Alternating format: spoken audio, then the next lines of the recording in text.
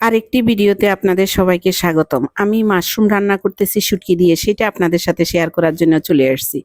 আমার শুটকির কড়াইটা দেখে কেউ কিছু মনে করবেন না, কারণ শুটকি অন্য কড়াইতে রান্না করলে 2 দিন পর্যন্ত শুটকির গন্ধ যেতে চায় না। সেই জন্য আমি ভাঙা এই কড়াইতে রান্না করেছি শুটকি। তো সেইটাই আপনাদের সাথে শেয়ার করতে চলে আসলাম। পেঁয়াজ, রসুন, হলুদের গুঁড়া, মরিচের গুঁড়া, লবণ, জিরার গুঁড়া, ধনিয়ার গুঁড়া সবকিছু আমি একাত্রে দিয়ে আমি শুটকিটা ভালোভাবে কষিয়ে নিচ্ছি। একদম লাল লাল করে আমি শুটকিটা কষিয়ে নিব। শুটকি কষিয়ে নিয়ে তারপর এ ফাঁকে আমি কিন্তু মাশরুম আর ডালে একাত্রে আমি সম্বার দিয়ে দিয়েছি, শুকনা মরিচ, পেঁয়াজ, রসুন দিয়ে, সাথে আমি জিরাও দিয়েছি। এই যে আমার দেখেন শুটকিটা হয়ে গেছে। আমার শুটকিটা এখন আমি কড়াইতে ঢেলে দিব। আমার কড়াইতে শুটকিটা দিয়ে তারপর এই যে আমি দিয়ে দিচ্ছি। দেখেন আমার মাশরুম রান্না একদম কমপ্লিট। আমি চুলার আঁচটা কমিয়ে রেখেছি। এই যে এখন আমি শুটকিটা মিক্সড করে নিব। এত ইয়ামি হয়েছে, বিশ্বাস করেন, মাশরুম দিয়ে মাছের থেকেও শুটকিটা অনেক মজা।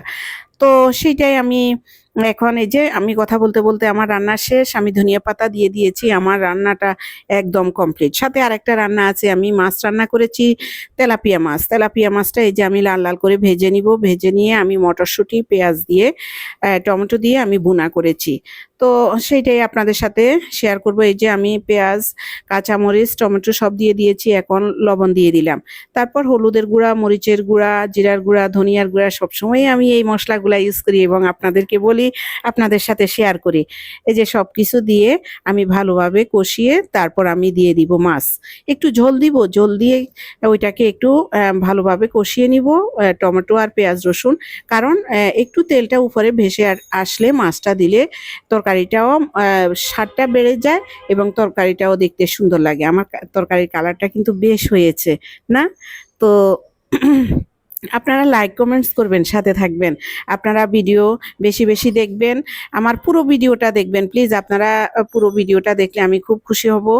এই যে আমি এখন তেলটা উপরে ভেসে আসছে, এখন আমি দিয়ে দিলাম, মাছগুলা দিয়ে দিচ্ছি, দিয়ে আমি পরিমাণ মতো ঝোলটা দিয়ে দিব।